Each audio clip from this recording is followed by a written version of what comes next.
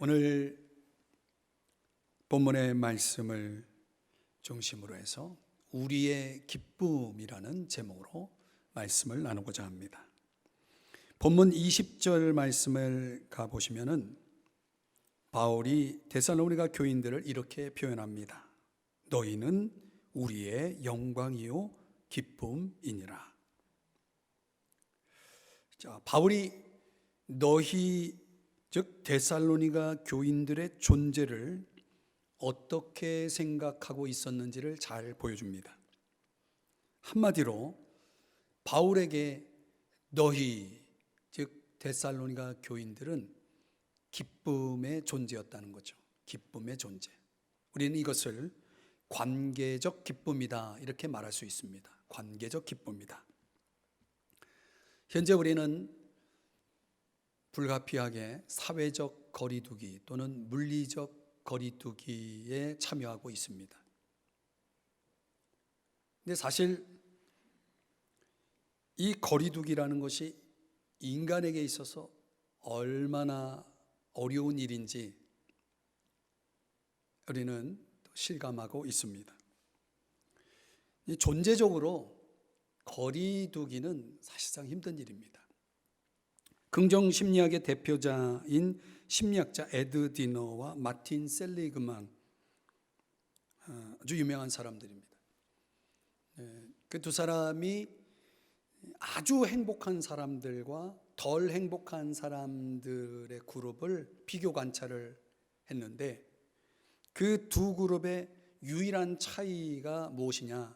여러분 보시는 대로 사회적 관계의 존재 유무에 있었다. 이 관계의 존재 유무에 따라서 아주 행복하고 덜 행복했다는 것이죠. 이는 이 관계가 그만큼 중요하다는 그런 말이 아니겠습니까?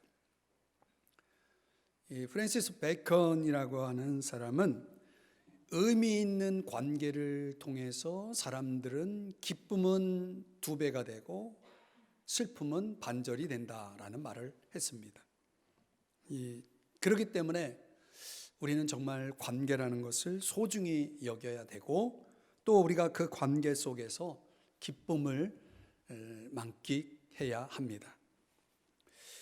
오늘 이제 제가 말씀을 이렇게 나누면서 또 말씀을 준비하면서 이 2장 17절에서 20절까지 너희라는 단어를 주목해서 묵상을 했습니다. 너희가 5번이나 나옵니다. 물론 이 바울이 말하는 너희는 데살로니가 교인들입니다. 그러니까 우리들에게도 너희는 있습니다. 관계적 너희.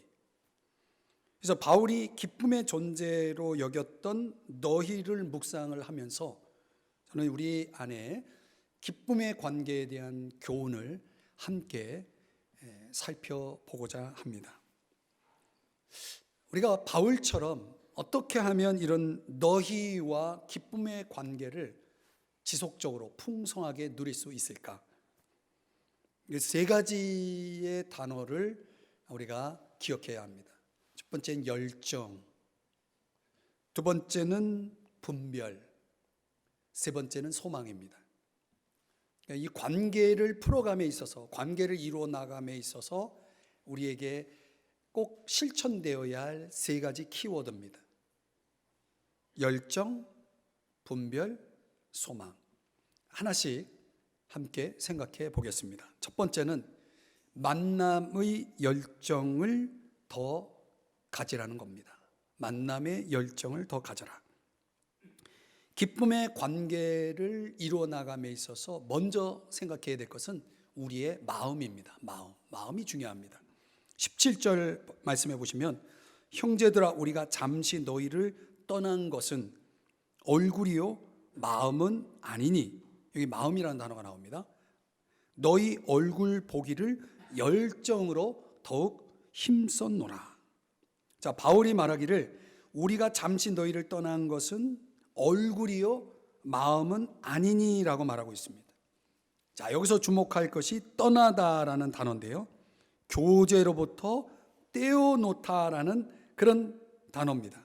문자적으로는 너희로부터 고아가 되었다라는 뜻입니다. 너희로부터 고아가 되었다. 이 바울이 데살로니가 교인들, 즉 너희와 떨어져 있는 것에 대해서 얼마나 고통스럽게 여겼는지, 부자연스럽게 느꼈는지를 잘 보여줍니다.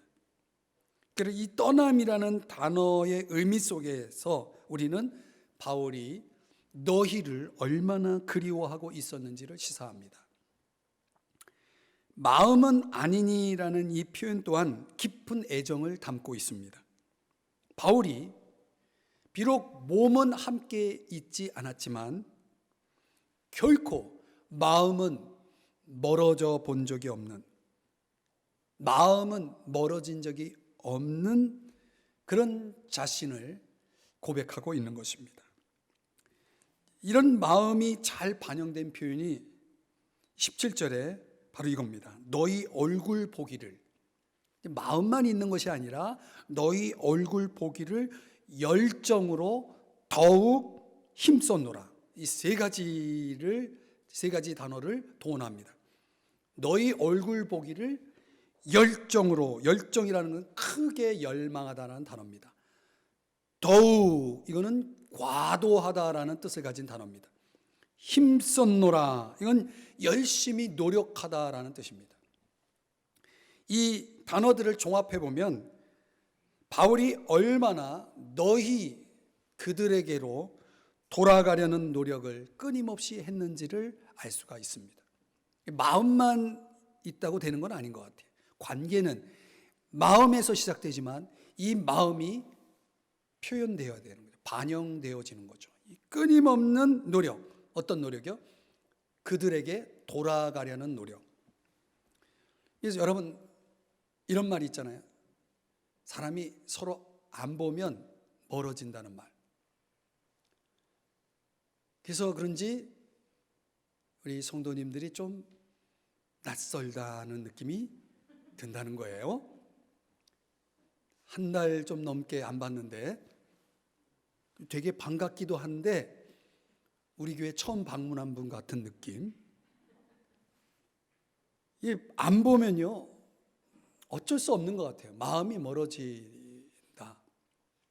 우리가 경험적으로 그렇습니다. 그래서였을까? 바울은 기쁨의 관계를 위해서 계속해서 만남을 열망했고 마음이 멀어지지 않도록 어떻게든 그들에게 돌아가려는 노력을 멈추지 않았다는 것입니다. 우리도 마찬가지입니다. 이 관계, 기쁨의 관계라는 것은 하늘에서 그냥 뚝 주어지지 않습니다. 우리 마음으로 열망해야 되고 그리고 실제로 만남을 위해서 힘써야 하는 것입니다. 지금 우리의 모습은 어떤가? 물론 사회적 거리두기라는 이런 우리가 지켜야 할 그런 규칙들이 있겠지만은 정말 이 관계를 위해서 우리가 어떤 노력을 하고 있는가? 정말 마음이 멀어지지는 않고 있는가? 관계를 위해서 우리가 돌아가려는 노력을 얼마나 지속하고 있는가? 이런 부분이 이 본문의 맥락 속에서 또 우리의 현실과 잘 연결되는 것 같아요. 우리에겐 그런 노력들이 있는가? 많은 사람들이 성공적 관계의 열쇠로 천생연분을 만나는 것이다라고 생각한다는 거죠. 근데 과연 그런가? 성공적인 관계라고 하는 것이 그렇게 그냥 어쩌다가 주어지는 그런 차원, 운명적인 그런 차원이라기보다는 선택적이고 의지적인 것이다라고 봅니다. 관계라는 것이 왜 선택적이 의지적이냐? 예를 들면 그런 거죠.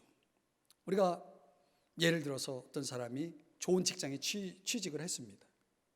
들어갔어요. 잘 된 거죠. 직장에 들어왔으니까 열심히 일하지 않아도 된다라고 생각하겠습니까? 만약 그렇게 생각한다면 그 사람은 당장 회사에서 쫓겨날지 모르겠습니다. 이게 사실 그런 차원에서 보면 관계라는 것은 정말 관계에서 어려운 것은 만남보다는 만남 이유인 것 같아요. 그래서 그 관계의 어려움은 그 관계의 시작인 만남보다는 만남 이후에 그 관계를 잘 키워가고 또 세워가는 것이 더 어렵다라고 봅니다. 그런 차원에서 우리의 관계를 한번 돌아봐야 됩니다. 미국 하버드대 교수 탈벤 샤르, 유명한 사람이죠. 그가 이런 말을 했습니다. 상대방을 알고 나를 알리는 과정은 끝이 없다. 근데 관계 속에서 서로가 서로를 알아가는 그 과정이라는 것은 정말 끝이 없다. 맞는 말이에요. 나를 증명해 보이려는 것보다 상대방을 알고 나를 알리는 것에 초점을 맞춘다면 두 사람이 함께하는 시간이 더욱 의미 있고 즐거워진다. 이 초점이라는 단어를 여러분이 주목해 보셔야 됩니다. 그러니까 우리가 서로를 알아가는 과정 속에서 초점이 어디에 있어야 되느냐. 상대방에게 나를 인정받게, 내가 인정받고 상대방에게 내가 칭찬받기 위해서, 나를 증명하기 위해서 서로를 만나는 것인가. 그런 만남은 길게 보면 불행해질 수밖에 없죠. 그러니까 나 자신을 있는 그대로 보여주기 위해서 노력하는 것, 그 노력의 과정 속에서 뭐가 있어야 되냐면 나라는 사람이 가지고 있는 내 마음속 깊은 곳에 있는 희망 또는 두려움 또는 꿈, 이런 것들을 상대방에게 계속 나눠야 되는 거죠. 또 시간이 흐를수록 또 상대방이 가지고 있는 가치관이라든가 또는 열정, 관심, 희망, 이런 것들에 대해서 내가 좀 더 깊이 상대를 이해하면서 상대방의 세계를 자세하게 그릴 수 있어야 된다는 거죠. 관계 속에서 서로가 서로를 알아가는 그런 이 과정이 굉장히 참 중요하다라는 것입니다. 이 탈벤 샤르 교수가 말하는 것 가운데 보통 관계 속에서 어려움이 있는 이유는 익숙함에 있다라고 말을 합니다. 익숙함. 우리가 결코 관계 속에서 익숙함에 젖지 말아야 된다는 거예요. 내가 다 익숙하다는 건 그만큼 안다라고 생각해 버리는 거죠. 그렇기 때문에 더 이상 상대에 대해서 더 관심을 기울이지 않는 거죠. 이게 참 문제인 것 같아요. 부부관계도 그렇고 성도 간의 관계도 그렇고 모든 게 다 그렇습니다. 저는 이것을 성경적으로 해석을 하면 이것이야말로 진정 아가페적인 무조건적 사랑의 자세라고 생각을 합니다. 알랭드 보통이 쓴 불안이라는 책, 여러분들이 읽어보신 분들이 있을 텐데요. 거기에 보면은 현대인들이 소위 지위 불안, 저자가 말하는 불안은 지위 불안인데, 이건 뭐냐면 사람의 가치라든가 중요성, 그런 신문적인 불안을 얘기합니다. 그런 불안을 겪고 살아간다는 거예요. 지금의 현대 사회에서 현대인들이 그런 불안을 겪고 살아가는데 그 원인이 뭐냐? 5가지를 이야기합니다. 사랑의 결핍, 속물근성, 기대감, 능력, 불확실성, 이런 5가지를 언급하는데 이런 5가지의 불안을 극복하는 방법으로 또 5가지를 예를 듭니다. 그 5가지 가운데 기독교를 언급합니다. 다른 것도 참 이렇게 내용을 읽어볼 만한데, 왜 이 알랭드 보통은 인간이 겪는 불안의 해법으로 기독교를 언급했는가? 그 내용인즉 핵심은 이런 겁니다. 기독교는 모든 사람을 존귀한 존재로 보도록 가르친다는 겁니다.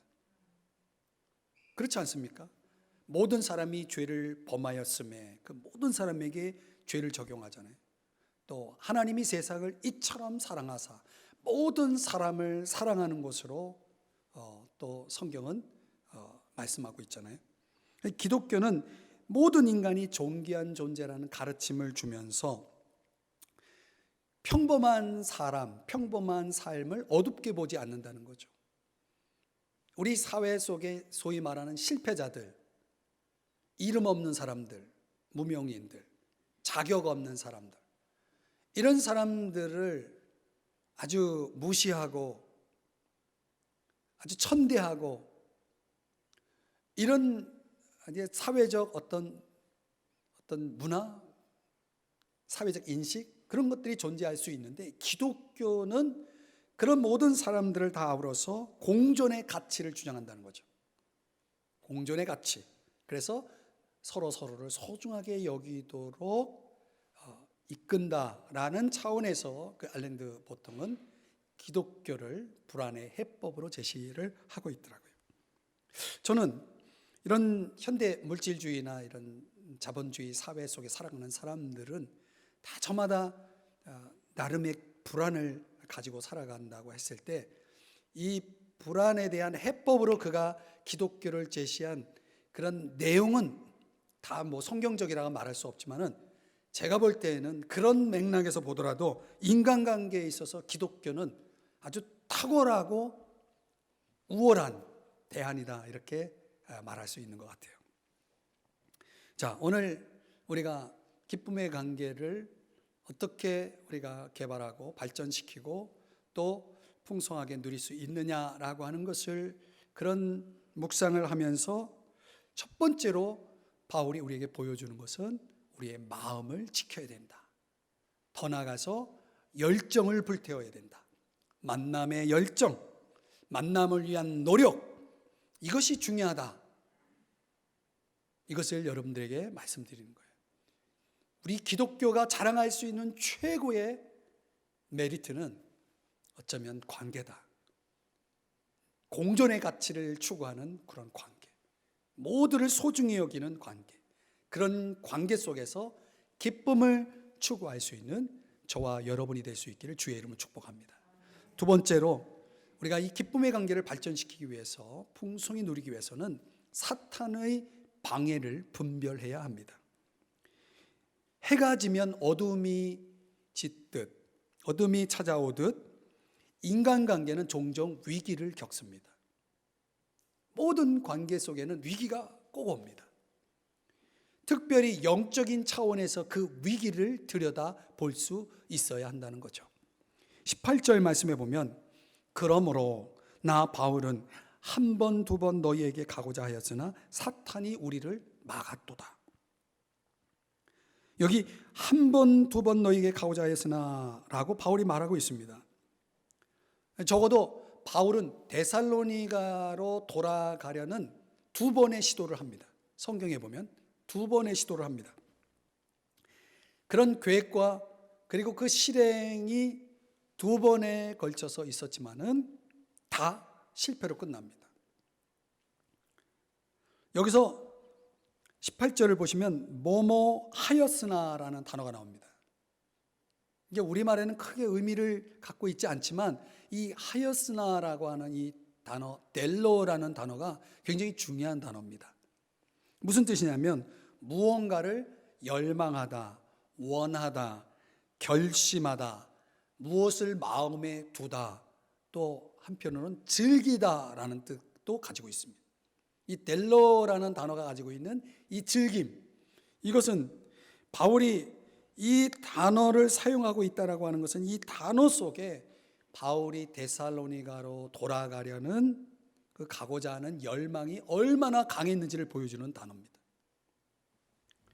그런데 그런 열망에도 불구하고, 그런 시도에도 불구하고 그것이 실현되지 않았던 이유는 막혔다는 겁니다. 막혔다, 막았도다. 이 막다라는 엔콥토라고 하는 단어는 간섭하다, 분쇄하다, 잘라먹다, 이런 뜻인데요, 도로나 다리를 파괴해가지고 군대 진로를 막는 그런 뜻을 가지고 있습니다. 그래서 길을 망가뜨려가지고 지나갈 수 없게 만든 것입니다. 누가? 18절에 보면 사탄이 데살로니가로 가는 이 바울의 여정을 딱 잘라 먹은 것입니다. 어떻게 잘라 먹었을까요? 어떻게 파괴했을까? 성경학자들은 여러 가지 견해를 내놓고 있습니다. 하나는 유대인들의 반대에 부딪혀서, 또 하나는 바울이 가지고 있는 육체적 질병의 문제로, 또 하나는 바울이 데살로니가에 있을 때 바울을 극진히 도왔던 야손에 대해서 로마 정부가 법적 금지령을 내렸을 것이다.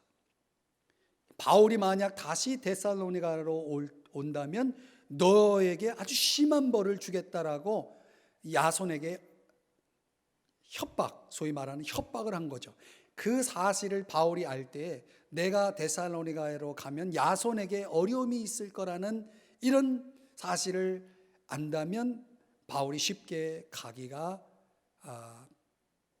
그렇게 어려웠겠죠. 굉장히 어려웠을 거예요.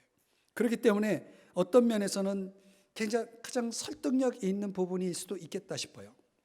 또 하나는 이 바울에게 있어서 고린도에서 이 데살로니가라는 편지를 쓰고 있었는데 고린도에 이 바울의 발을 붙들어 놓는 어떤 추문이 있었다, 이렇게 보는 학자들도 있더라고요. 아무튼 여러 가지 견해 가운데 어떤 이유가 바울이 데살로니가로 가는 길을 막은 것입니다. 그런데 바울은 왜 이런 막힘의 상황을 사탄이 방해했다라고 결론을 내렸을까? 이 굉장히 중요한 질문이에요. 우리가 인생을 살아가다 보면 우리들에게도 막힘의 문제가 있잖아요.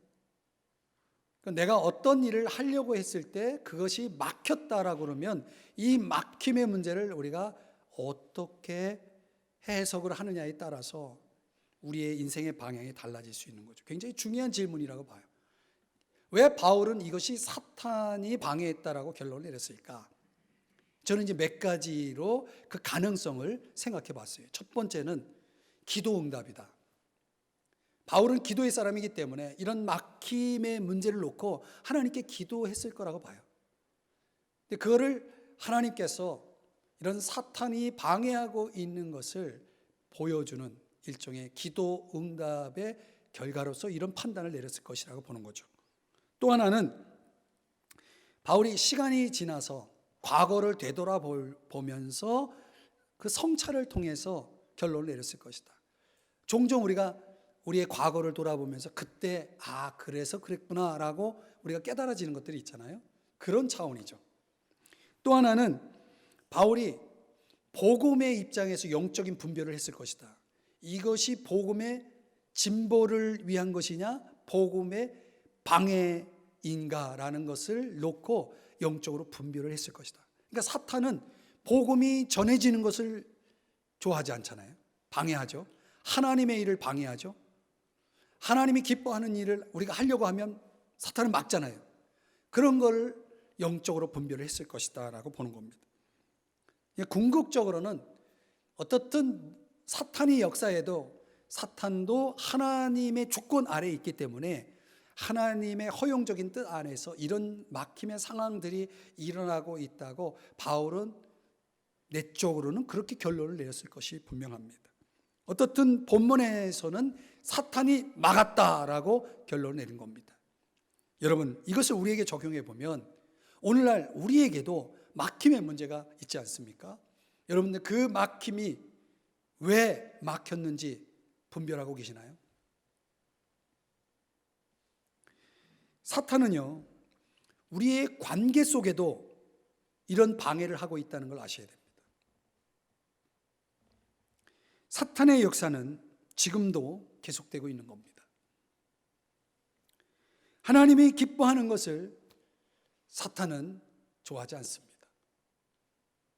사탄의 이름은 고소자, 반대자, 중상자, 저지하는 자, 이런 뜻이, 그 이름대로 사탄은 역사하는 겁니다. 할 수만 있다면 사탄은 지금도 자기 절제가 부족한 사람의 약점을 타서 유혹을 합니다.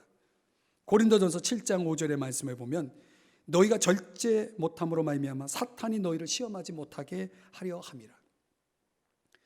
어떤 사람에게 있어서는 사람마다 다 약점이라는 게 있잖아요. 사탄은 집요하게 그것을 공격해서 우리의 관계를 파괴시킨다는 거죠. 또 거짓된 교훈으로 그릇된 길에 빠지게 한다는 겁니다. 고린도후서 11장 3절에 보면 뱀 사탄이 그 관계로 하와를 미혹한 것 같이, 그래 관계를 파괴시키잖아요. 아담과 하와의 관계를 파괴시키고, 오늘 말씀처럼 마음이 그리스도를 향하는 진실함과 깨끗함에서 떠나 부패하게 하는 역사, 이게 사탄의 역사인 거죠. 우리로 하여금 하나님이 기뻐하시는 방향을 향해 가지 못하도록 우리의 마음을 부패하게 만드는 그런 행위들, 이게 사탄의 역사죠. 또 광명의 천사로 가장한 사탄의 일꾼으로 우리를 유혹한다는 겁니다. 이단들을 얘기합니다. 고린도후서 11장 14절 15절의 말씀에 보면 사탄도 광명의 천사로 가장하듯이 자기 일꾼들을 그렇게 이 의의 일꾼으로 가장시켜서 우리를 유혹한다라는 말씀을 하고 있는 겁니다. 또 데살로니가 전서의 말씀에 의하면 박해를 통해서도 여러 가지 어려운 박해들을 통해서 교회 공동체를, 관계를 시험하고 고통스럽게 만들기도 하는 것입니다. 그렇기 때문에 여러분, 이런 사탄의 공격, 정말 오늘 본문 속에서 우리가 정말 여러분들이 기억하고 중요하게 여러분 마음에 두어야 할 말씀입니다. 이게 사탄의 공격이 있다라는 걸 여러분들이 이해를 하고 분별을 하고 거기에 대항할 수 있어야 된다는 거죠. 깨어 있어야 된다는 겁니다. 할 수만 있다면 사탄은 우리의 관계를 파괴시키고 분열시키고, 그리고 그것을 위해서라면 집요하게 공격한다는 것을 아셔야 됩니다. 골로새서 2장 15절 말씀을 보면은, 현대 성경으로 보면요, 하나님께서는 여러분을 고발하는 사탄의 세력을 꺾어 버리셨습니다. 믿습니까? 그러니까 사탄의 세력이라는 것은 그렇게 집요하게 우리를 공격해 오지만 사실상 그 싸움은 우리가 이긴 겁니다. 사탄은 이빨 빠진 사자와 같기 때문에 그렇습니다. 여기에 대해서 좋은 예가 있는데, 존 버년의 천류역정에 나오는 이야기. 이 주인공 크리스천이 무장을 하고 여러 가지 이제 무장을 하고 겸손의 골짜기에 이제 도착했을 때 어둠이 짙게 깔립니다. 그리고 거기에 괴물이 나타납니다. 그 괴물은 사탄입니다. 이 무장한 크리스천이 사탄에게, 괴물에게 말합니다. 너는 어디에서 온 놈이냐? 그러자 사탄이 대답합니다. 나는 타락의 도시, 멸망의 도시에서 왔다. 나는 그 도시의 왕이다 라고 말하면서 아주 여러 가지 말로 사탄이 크리스천을 유혹합니다. 그러면서 하는 말이, 너는 과거에 나에게 충성하지 않았느냐? 지금이라도 나한테 용서를 구하면 내가 너를 받아주겠다. 이렇게 유혹을 합니다. 그런 사탄의 유혹에도 크리스천이 자신의 충성심, 하나님을 향한 충성심을 고백하면서 나는 하나님께 충성을 바쳤고 지금도 조금도 흔들림이 없다고 그렇게 말을 하면서 이제 사탄과 싸움을 계속합니다.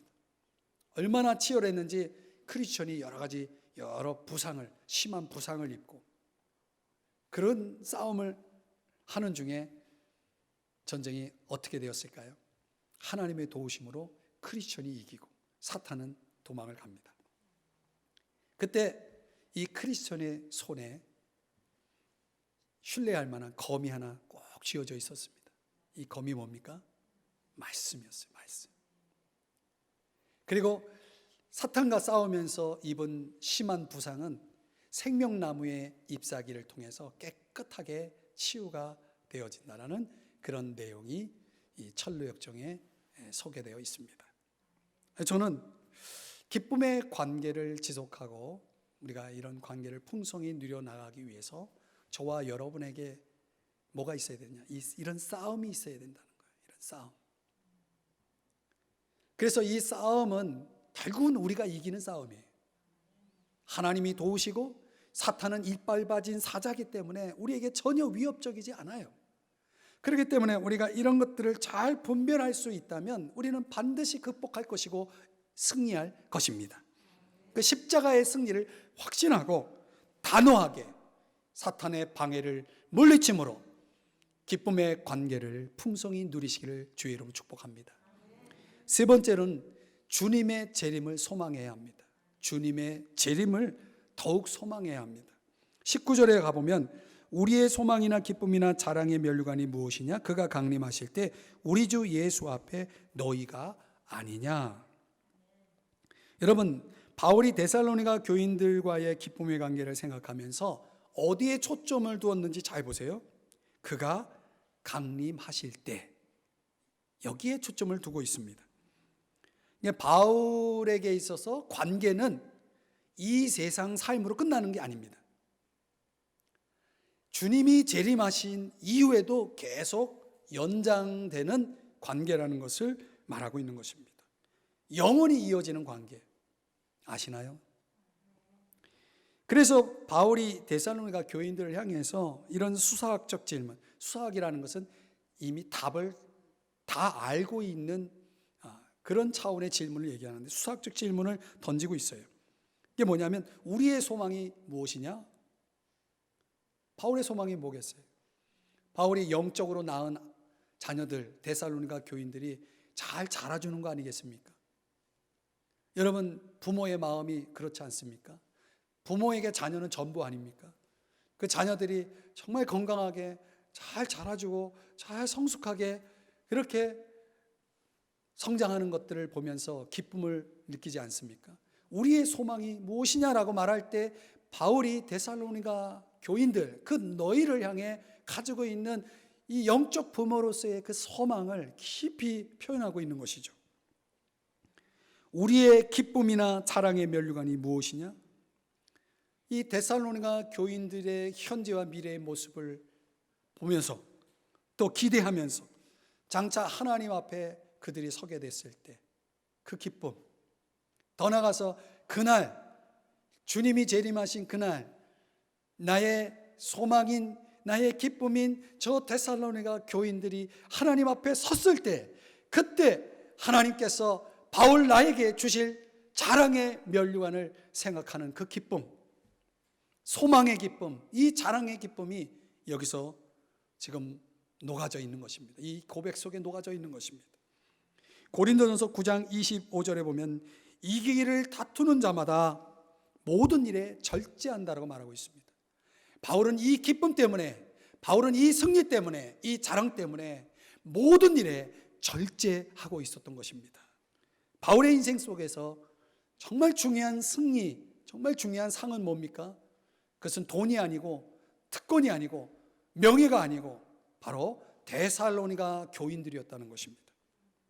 바울의 사역의 열매요, 인생의 열매요, 종말의 상급이었다는 것이죠.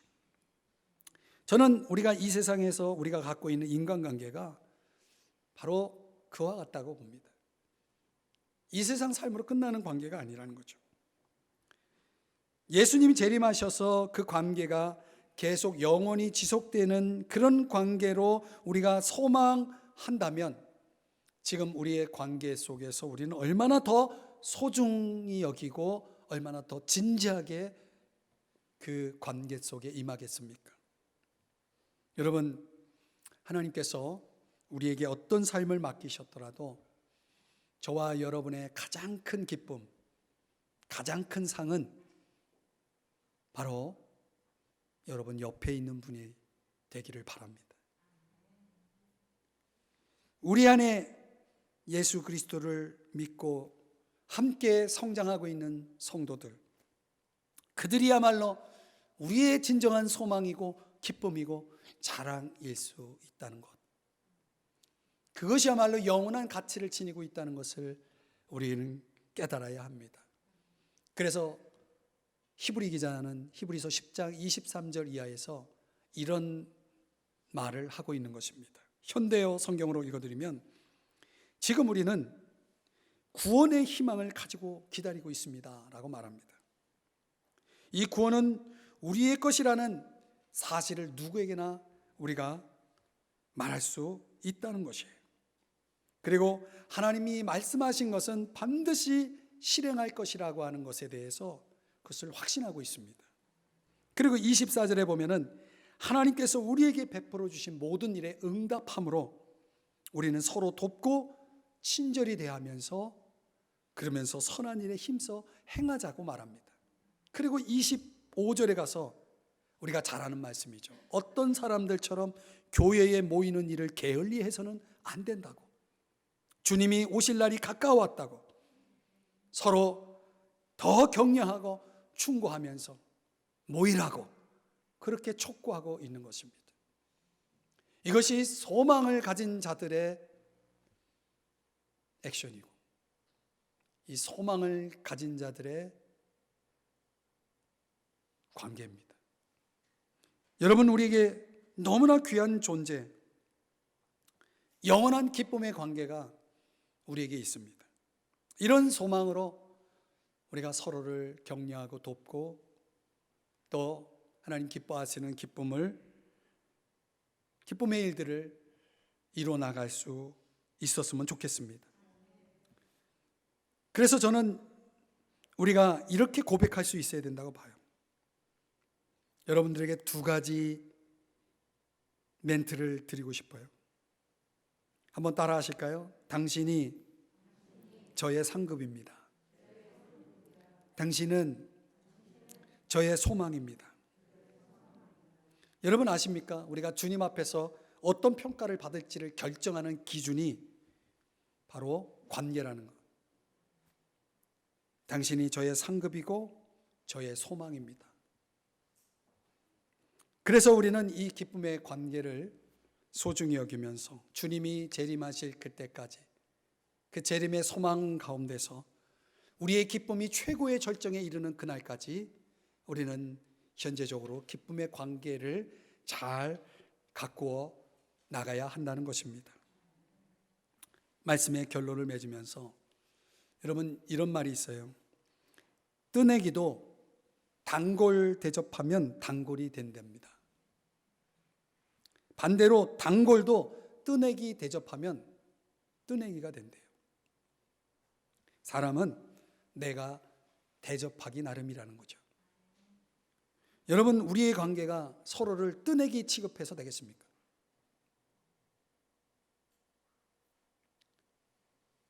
우리가 서로를 진정 나의 단골로 여길 수 있다면 우리의 관계는 분명 달라질 것이라고 봅니다. 저는 이 말씀을 정리하고 마음에 이제 묵상을 하면서 하나님께서 제 마음 가운데 주신 생각이 뭐냐면, 삶이라고 하는 것을 가만히 이렇게 들여다보면 문제의 연속이구나. 문제의 연속. 얼마나 문제가 많은지 몰라요.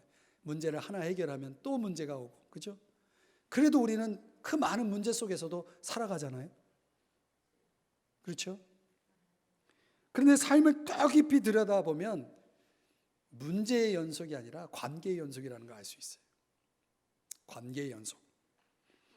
그렇기 때문에 제가 생각하기로는 이 관계는 풀어야 될 문제가 아니라 겪어야 할 여정이다라는 것입니다. 지나가는 여정. 지금 우리가 어떤 관계 속에서 살아가고 있을지 모르지만은 그것은 지나가고 있는 것입니다. 그것은 겪어야 되는 관계입니다. 우린 그 여정을 가고 있는 겁니다. 그래서 저는 마지막으로 여러분들에게 시 하나를 소개하고 이 말씀을 정리해 보려고 합니다. 내가 있어라는 시입니다. 바람 부는 이 세상, 내가 있어 나는 끝까지 흔들리지 않는 나무가 된다.